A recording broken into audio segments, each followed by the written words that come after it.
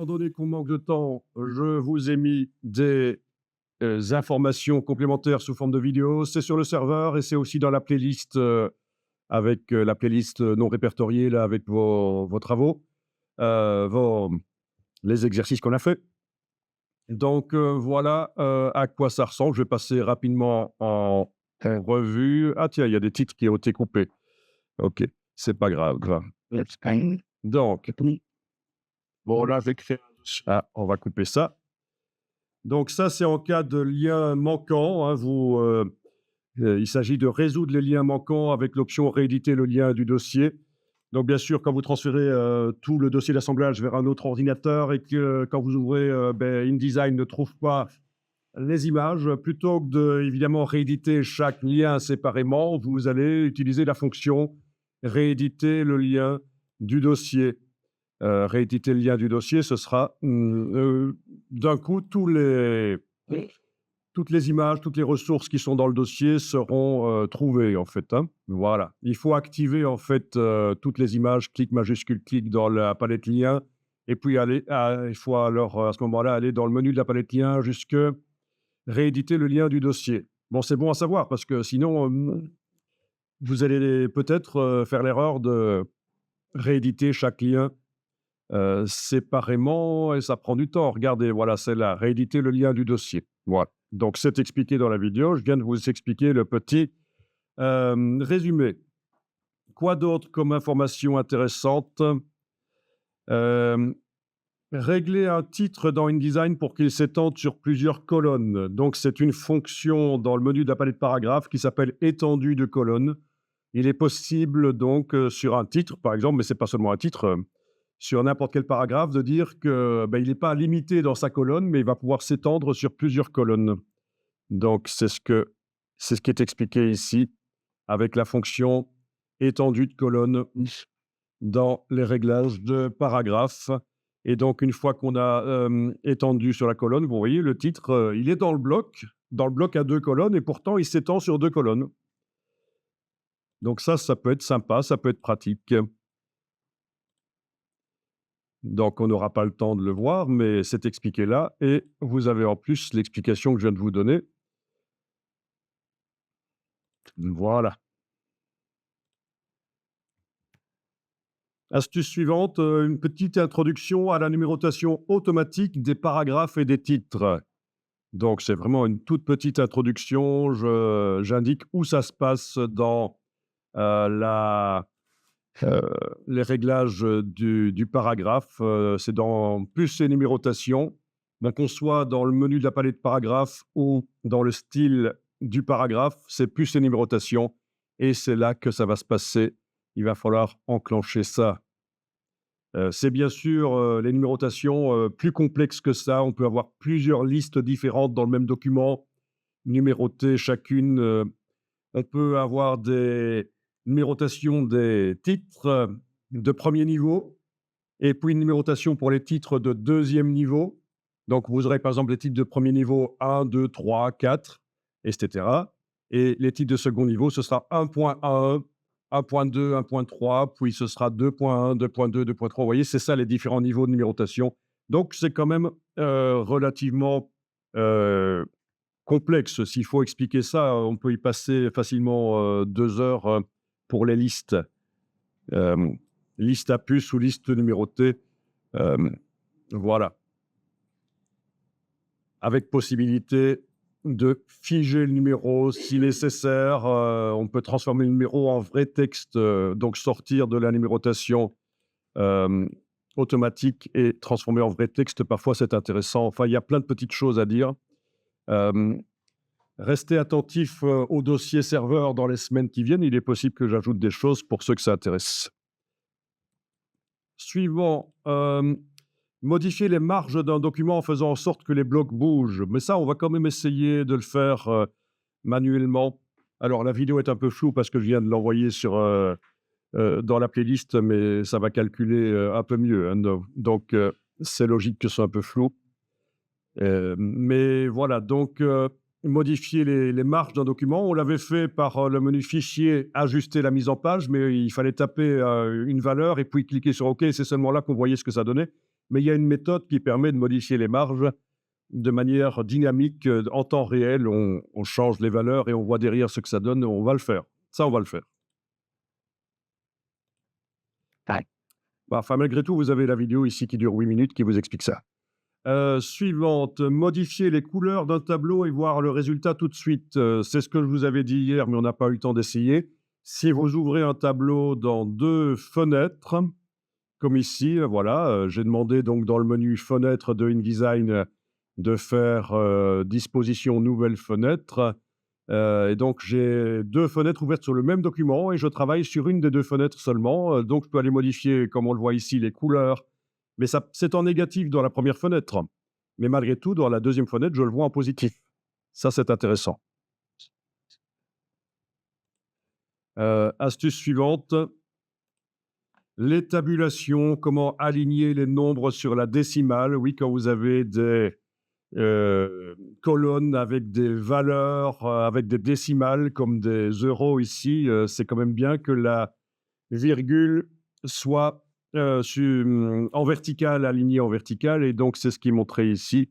Ça facilite la lisibilité et donc c'est un jeu avec les tabulations quand on a, des, hem, valeurs tabulées.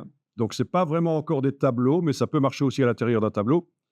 Hem, on utilise une, tabulation spéciale d'alignement sur la décimale. Voilà, comme vous voyez. Ah, ça se voit plus, mais vous avez vu.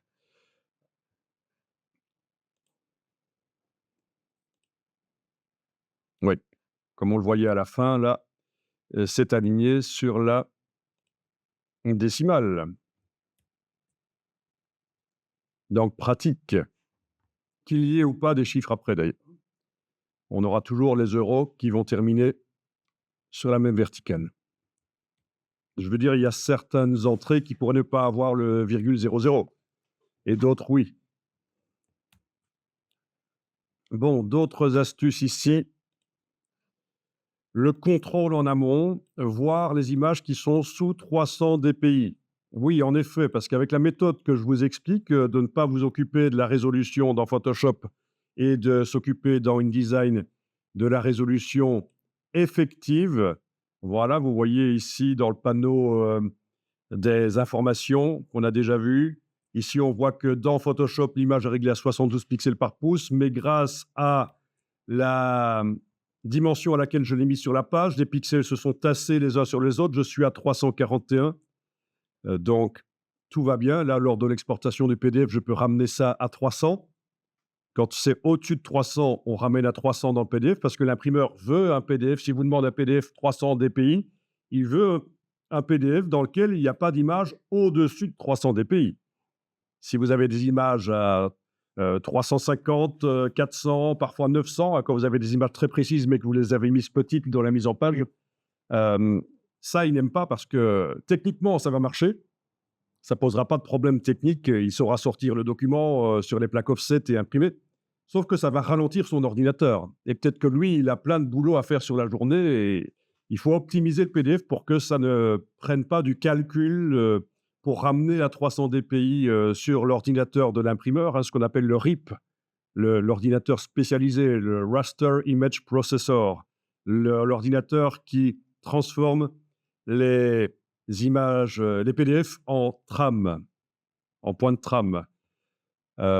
Donc il ne faut pas qu'il y ait du calcul en trop. Mais alors le problème, c'est que parfois, avec le système que je vous explique, si on agrandit fort les images, elles sont en dessous de 300 dpi et ça, l'imprimeur n'aime pas du tout non plus. Il lui faut toutes les images à 300 dpi s'il a demandé 300 dpi ou 400 s'il a demandé 400 ou 450, enfin voilà, la valeur qu'il a demandé. Et donc on peut mettre au point, et c'est ce qui est expliqué ici, on peut régler rapidement quelque chose dans le panneau de contrôle en amont, donc le flight check, pour que le contrôle en amont vous signale toutes les images qui sont en dessous de 300 dpi dans votre document. Et à ce moment-là, qu'est-ce que vous allez faire? Vous allez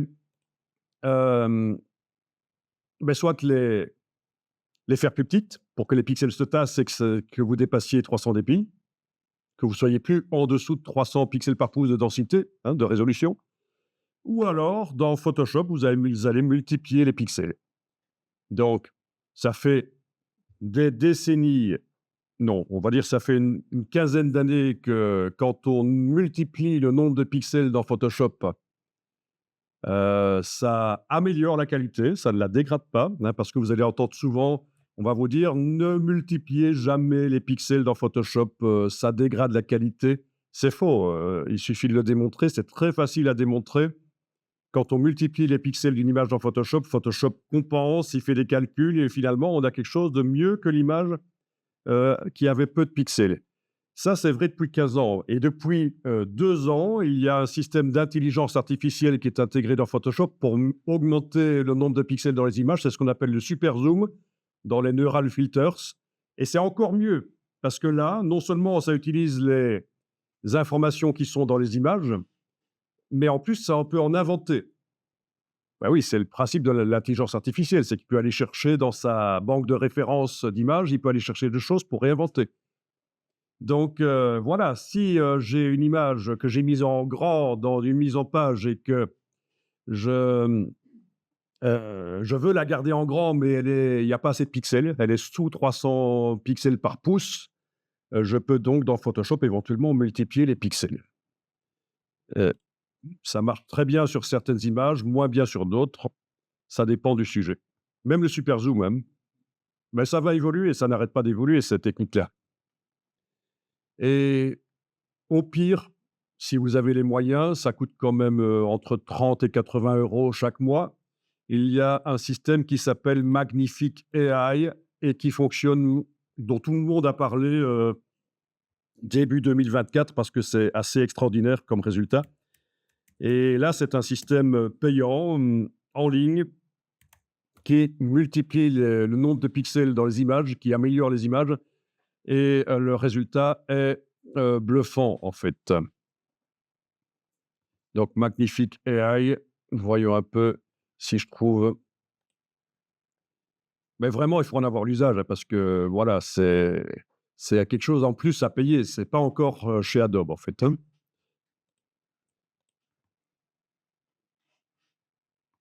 More than different. Voilà, vous avez des articles, et puis il y a le site aussi, mais chez moi, il fonctionne pas bien. Il m'emmène tout de suite vers, la page d'achat, donc c'est pour ça que je vais pas sur le site Magnifique AI maintenant. Mais oui, ça fonctionne en plus pour les vidéos aussi. Voilà, vous avez des images floues comme ce qu'on voit ici à gauche et ça vous invente. Oui, ça paraît irréel, surprenant, mais c'est comme ça. Ça invente, ça recrée les images. Voilà. Ah oui, ils ont essayé aussi sur des vieux jeux vidéo avec Lara Croft. Voilà, une vieille image de Lara Croft, c'est pas la plus vieille version, hein, elle a déjà été plus polygonale que ça et puis ça vous recrée, au départ de l'image, ça. C'est vous voyez, c'est donc c'est ça, Photoshop n'est pas capable de le faire encore. Ah ben voilà, justement, la version ancienne de Lara, qui a été, réinventée par Magnifique AI. Voilà. L'upscaling, il y a des vidéos qui existent, qui vous expliquent ça. En plus, ça a l'air de respecter les formes du visage d'origine, ce qui est pas toujours le cas avec, l'intelligence artificielle parce que ça vous améliore parfois les visages, mais ça change la forme des yeux, donc c'est plus la même personne. Si Par rapport à alors le nombre de doigts sur les mains, ça fait plus d'1 an que c'est résolu ce problème-là, hein. Ah oui, ça génère plus, trop de doigts. Voilà. Oui, à ce propos, il y a des gens qui vendaient des gants spéciaux avec des doigts en plus, des gants en couleur, des gants en couleur chair avec des doigts en plus et on disait que c'était pour ceux qui voulaient aller voler. Comme ça, quand on visionnait les vidéos de caméra surveillance, ils pouvaient dire: «Mais c'est un fake, c'est de l'intelligence artificielle votre truc. Regardez ma main, il y a 7 doigts». Qui a eu cette idée? Ben, c'est pour rigoler. C'est pour rigoler. Donc voilà, Magnifique AI, vous pouvez vous y intéresser si vous voulez. Donc voilà. Alors, suivant comme, vidéo supplémentaire, ça, on va le faire. La solution pour importer rapidement beaucoup d'images dans InDesign. D'ailleurs, vous avez été chercher le dossier là que je vous ai mis dans le dossier vendredi, sur le serveur, hein, avec les avions. parce que pour éviter de perdre trop de temps à chercher des images, et en plus on va travailler avec les mêmes comme ça, on va avoir les mêmes problèmes, vous allez avoir les images des avions et des hélicoptères. Donc si vous devez amener dans InDesign, dans des blocs, 10, 20, 50, 200 images, on peut le faire très rapidement en moins de 5 minutes. Mais il faut juste savoir comment faire. C'est expliqué ici dans la petite vidéo qui dure 7 minutes, mais on va le voir ensemble. Alors, vidéo suivante, les images à bord perdu ou les images avec look Polaroid dans vos mises en page. Parce que je vous ai dit que pour obtenir des belles mises en page, il fallait profiter du fait que les, les imprimeurs peuvent imprimer, entre guillemets, jusqu'au bord des pages. Bon, vous avez vu que c'est en fait une astuce. Ils impriment sur des grandes feuilles, ça déborde, ils recoupent. Mais pour donner un look professionnel à ces publications, c'est bien de faire des images à bord perdu et des fonds à bord perdu.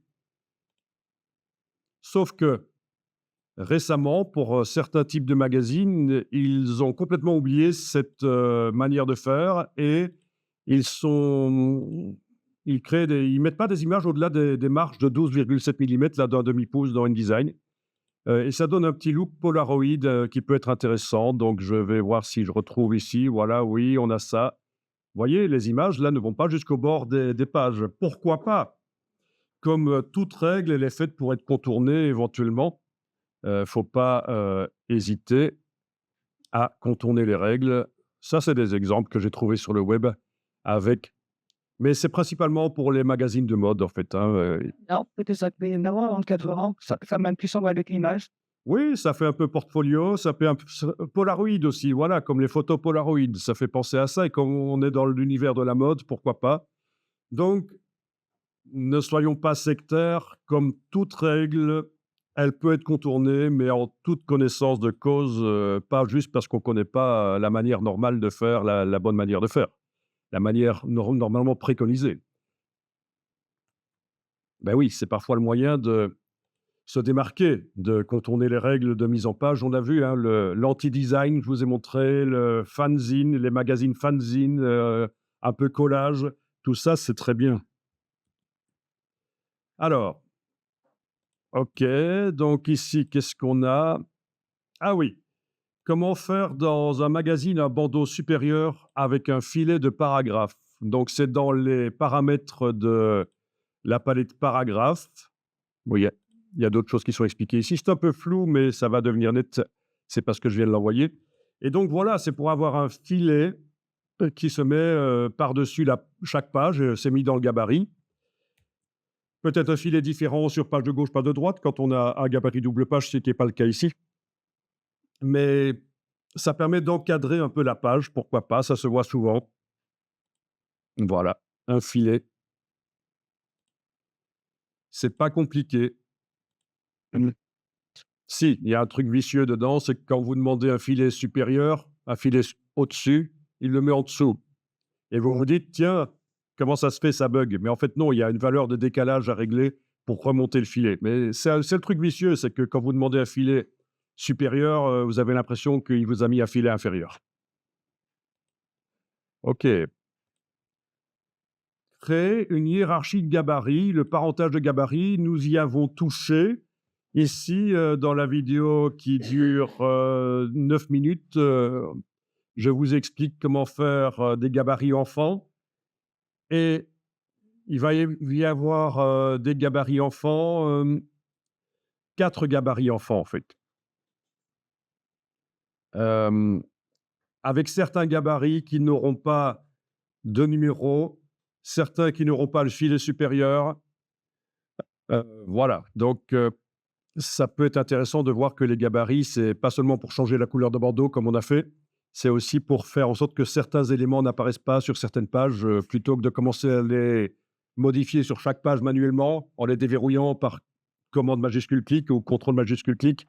On peut, le faire par des gabarits qui déjà, eux, ne possèdent pas certains des éléments du gabarit parent. Donc je vous invite à voir ça si ça vous intéresse. Créer des document InDesign RVB, toute résolution, mais produire au final des PDF CMJN 300 dpi. Donc ça, c'est ce que je vous ai déjà expliqué. C'est une méthode qui est pratiquée par pas mal de gens. Très peu en Wallonie, vous allez très peu dans le sud de la Belgique rencontrer des gens qui pratiquent ça. C'est une question d'habitude, mais il y a plein d'endroits dans le monde où on fait comme ça, parce que ça fait 20 ans que Adobe préconise de faire comme ça et que ça a pas mal d'avantages. Donc 10 minutes ici, là-dessus. Il est possible, si on a le temps, on fera une petite démo où je vous montrerai l'ancienne méthode et la nouvelle et puis après vous déciderez ce que vous faites, voilà.